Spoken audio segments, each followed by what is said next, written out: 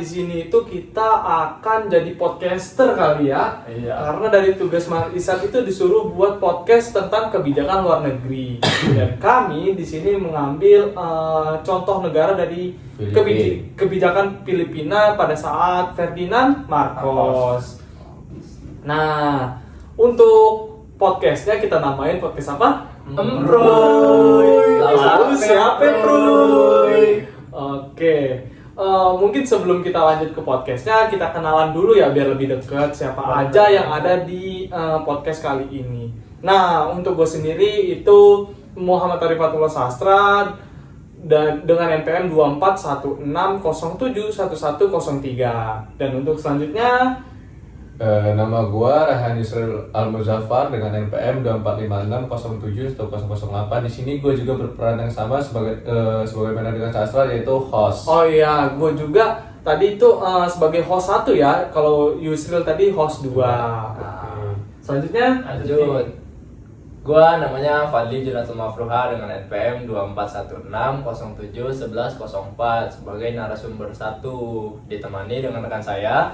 Dan terakhir, saya Iza Fajri Arosi dengan NPM 241607 sebagai narasumber 2. nah, itu dia orang-orangan kita di podcast Emproy. Lalu siapa Emproy? Oke, mungkin buat podcastnya ditunggu aja di stay tune ya. Iya. Mungkin lanjut ini langsung. Iya sih. Selamat datang di podcast Emproy. Lalu siapa Emproy? Nah, di podcast kali ini atau di podcast ini kita itu ngebahas hubungan internasional tapi dengan vibes yang tongkronganable. Nah, betul sekali tuh. Biasanya kalau kita bahas materi di kelas pasti dengan serius banget. Tapi kalau di sini kita bahasnya sambil nyantai, walau dengan unsur ilmiahnya sedikit. Nah, di hari ini topik kita itu ngebahas satu negara yang cukup dekat geografisnya dengan Indonesia. Kelihatannya sih santai, tapi kalau dilihat secara geopolitik itu lumayan banget loh. Dia itu deket banget sama Amerika. Nah, kita sekarang bakal bahas negara Filipina pada masa Presiden Ferdinand Marcos. Nah, pada masa itu Filipina menjadi rumah kedua untuk pangkalan militer Amerika. Nah, untuk ngebahas topik tersebut, kita itu udah ngundang 2 narasumber yang lebih tahu untuk ngejelasin hal ini. Nah, maka dari itu mari kita sambut Bang Fadli dan Bang Ija. Bang.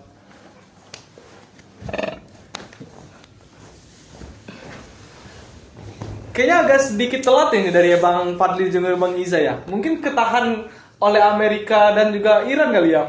Enggak, kalau ketahan sih enggak. Sama Amerika mah enggak. Cuma kan Lampung kan banjir. Oh, shit. Jadi kita ketahan di situ.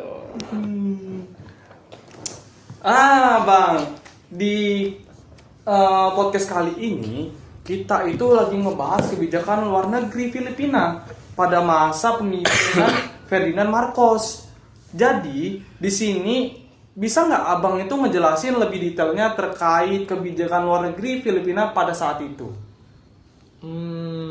Kebijakan luar negeri ya Filipina. Ferdinand Marcos itu agak-agak diktator ya bisa dibilang ya. Jadi oke lah kita jelasin ya sedikit. Jadi waktu itu pada masa Perang Dingin Amerika ini butuh basis militer di Asia. Untuk apa? Untuk melawan pengaruh Soviet dan komunisme. Nah, kebetulan si Filipina ini punya pangkalan militer yang besar. Namanya Subic Bay Naval dan Clark Air Base. Jadi pangkalan ini menjadi pangkalan terbesar Amerika di luar wilayahnya pada saat itu. Nah, gitu. Artinya apa?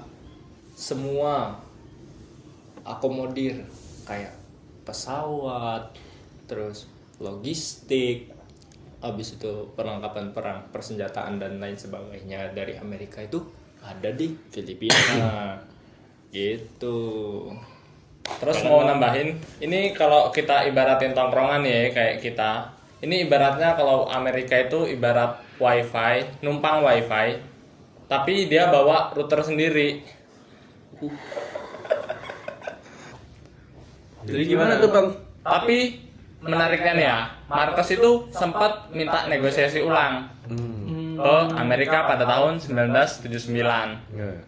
Filipina minta kompensasi duit yang lebih gede karena tadi itu wifi-nya dipakai. Mata duitan juga ternyata Filipinanya. Keren Fred. Jadi Presiden. keren juga emang pemikiran si Ferdinand Marcos ini.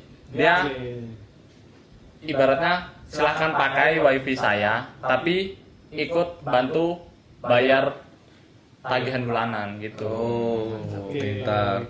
Terus kalau biar kita lebih jelas lagi ya, mungkin kan kita sering nonton bola nih. Ada namanya taktik pragmatis. Pragmatis itu apa? Pragmatis itu ketika dia tahu kelemahannya, maka dia sebisa mungkin menutupi kelemahan itu gitu. Jadi si Filipina ini dia tahu negaranya itu butuh bantuan di ekonomi dan keamanan. Jadi kalau didekatkan dengan teori HI itu tuh lebih dekat ke pandangan realis karena negara itu pasti kan berpikir rasional untuk kepentingan nasionalnya gitu. Karena Filipina itu dulunya mikirnya dekat sama Amerika itu realistis, makanya untuk kepentingan nasionalnya. Tapi sementara di negara Asia lain, gua nggak tahu di mana, itu ada satu negara lagi sibuk cari teman baru. Yang baru masuk di opini kali ya, Bob. Yang katanya tuh buat menyeimbangkan apa nih? Menyeimbangkan kekuatan global. Ya, Padahal kalau dipikir-pikir, kadang kita juga masih bingung. Ini mau balancing atau sekedar nambah grup WhatsApp gitu di geopolitik? kok berat topik. Nah, daripada kita terus membahas hal tersebut, Kita masuk segmen favorit kita, yaitu apa? Cek komen. Oke. Bang, kita tuh biasanya di sini tuh ada cek komen-komen gini nih dari para netizen dari podcast Empru ini. Nah, di sini kita bahas komentar dulu kali ya. Nah, ada nih komentar netizen yang kayaknya sok pinter banget ini soal geopolitik. Ada komentar dari Bang Ilham Joseph. Katanya, kenapa sih Filipina mau aja jadi tempat pangkalan militer Amerika? Nah, untuk komentar ini, menurut abang gimana nih? Bang Ija dulu yang jawab aja. untuk ini sebenarnya jawabannya tuh simpel, uang sama keamanan. Filipina ini dapat bantuan ekonomi dan perlindungan militer dari Amerika. Ini mirip konsep security alliance dalam hubungan internasional. Oh, jadi gitu ya Bang Iza ya. Nah, untuk Bang Ilham Joseph yang tadi berkomentar, itu udah dijawab ya dari Bang Iza. Ini selanjutnya bisa dibacakan dari Bang Yusril ya. nah kali ini kita bakal cek komenannya Bang Mungkung. Bang Mungkung bertanya, Amerika kan negara yang besar, militernya kuat, wilayahnya luas. Tapi kenapa dia sering banget bikin pangkalan militer di negara lain? Kayak di Filipina skala. Kenapa nggak di negara sendiri aja? Nah, menurut abang gimana nih untuk komentar kali ini? Nah, kalau komentar ini sebenarnya kelihatannya sederhana ya. Tapi sebenarnya kalau dilihat dari strategi militer ini nggak sesederhana itu sih. Ibaratnya gini, lo punya toko online.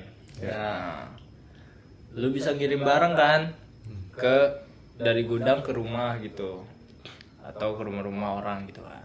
Nah, tapi pelanggan lu ini berada di luar pulau, di luar jangkauan lu sebenarnya gitu.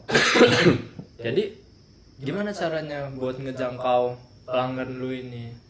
Pasti caranya dengan cara ngebuat gudang-gudang di sekitar pelanggan lu gitu. Nah, konsepnya sama aja nih kayak pangkalan militernya si Amerika ini. Kenapa gitu? Karena Amerika ini tahu kalau mereka itu biasanya kan punya konflik dengan wilayah lain. Nah, ketika terjadi konflik itu diharapkan dengan ada pangkalan militer di sekitarnya itu lebih cepat reaksinya gitu. Nah, untuk Bang Mungkung sudah terjawab ya oleh Bang Fadli komentarnya. Mungkin nggak kerasa ya kalau udah mau di ujung acara. Ini terlalu nyaman ya di podcast kali ini ya. Kalau santai pada awal-awal kan sudah lebih Iya. tahu. Benar. Kebetulan juga gue nih bentar lagi sama Big Mo pengen ke ini sih, ada meeting gitu guys. Jadi mungkin Kolaborasi. segitu dulu ya untuk podcast kali ini. Dan buat komentar yang nggak kebaca mungkin bisa dikirim-kirim lagi nanti Ya, pada besok channel kita ya guys di Ke link bawah ini ya. di bawah ini. di podcast.mproy. Oke. Ya. Mungkin kalau buat yang belum kebaca nanti bisa dibacakan di next acara ataupun di podcast Mproy selanjutnya ya. Terima kasih juga ya Bang Iza dan Bang Fadli ya. Aman. Udah berkesempatan hadir ke sini ya. Oke, mungkin segitu dulu guys. See you di next acara. Bye.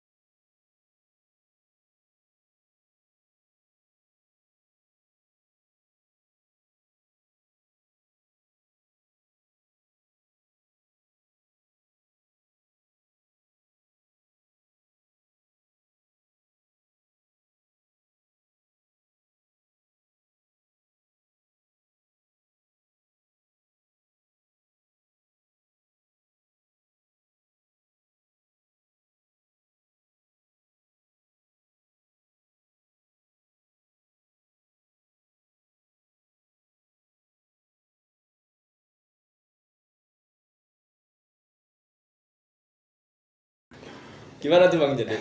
Jadi dia tetap numpang ibaratnya. Tapi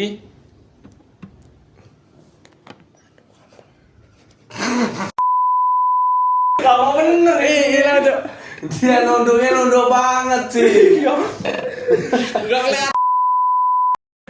Aduh, coy. Udah berapa menit tuh? Coba hitung dulu. Kayaknya itu cepetan sih, berapa menit itu? 4 menit ini, coy, udah.